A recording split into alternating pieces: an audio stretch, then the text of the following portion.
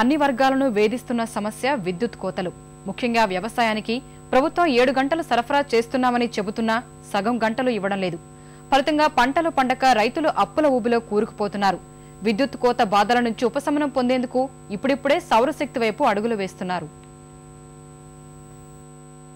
ఎప్పుడొస్తోందో ఎప్పుడు పోతోందో తెలియని కరెంటుతో రైతుల బాధలు అంతా ఇంతా కాదు. అధికారులు నాయకులకు మొరపెట్టుకున్నా ఫలితం లేకుండా పోతోంది. కళ్ల ముందే ఎండుతున్న పంటలతో రైతు అప్పుల ఊబిలో కూరుకుపోతున్నాడు. ఈ పరిస్థితుల నుంచి గట్టెక్కేందుకు నడుం బిగించాడు పాలమూరు జిల్లా రైతు. లక్షలు వెచ్చించి సౌరశక్తితో పంటలు సాగు చేస్తున్నాడు.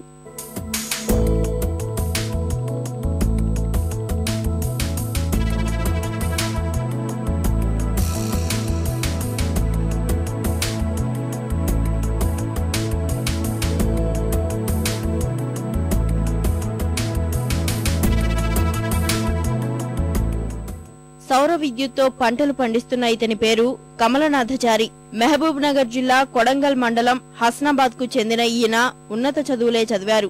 వ్యవసాయం మీద ఉన్న మక్కువతో తనకున్న 10 ఎకరాల్లో సాగుకు శ్రీకారం చుట్టాడు. విద్యుత్ కోతలతో విసిగిపోయిన ఈయన 6 లక్షలు వెచ్చించి సౌర విద్యుత్తో సాగు చేపడుతున్నాడు.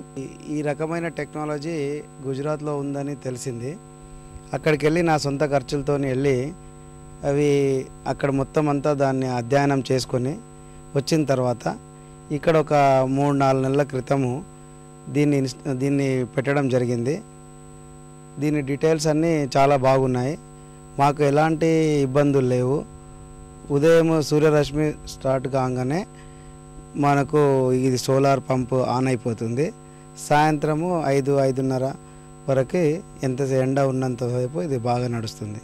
కమలనాథచారి ఏర్పాటు చేసిన సోలార్ విధానం ఎంతో బాగుందని రైతులు సంతోషం వ్యక్తం చేస్తున్నారు. ప్రభుత్వం స్పందించి సబ్సిడీ ఇస్తే ప్రతి రైతు సౌర విద్యుత్ వైపు అడుగులు వేస్తాడని చెబుతున్నారు. వాళ్ళు కూడా సబ్సిడీ ఎక్కువ మొత్తంలో ఉంటే 90% సబ్సిడీ ఇచ్చింటే మేము కూడా చిన్న రైతులం కూడా పెట్టుకుని కూడా అనుకూలంగా ఉంటుంది. మా కరెంటు పైన ఆధారపడకుండా కూడా మేము బతకగలుగుతామని మా ఊర్లో కూడా చాలా మంది అనుకుంటున్నారు. చాలా మంది కూడా వచ్చి మా ఫ్రెండ్ని అడుగుతున్నారు, ఇది మాకు సబ్సిడీ ఇంకా తక్కువలో వస్తే మేము కూడా పెట్టుకుంటాము, ఇటువంటిది గవర్నమెంట్ ఇంకా ఎక్కువ చేయాలని చెప్పేసి చాలా మంది దీని గురించి అడుగుతున్నారు. ఇది చూసిన తర్వాత నాకు అనిపిస్తుంది గవర్నమెంట్ ఇప్పుడు ఏదో రీసెంట్గా కొత్తగా 30% సబ్సిడీ ఇస్తా అని చెప్పారట.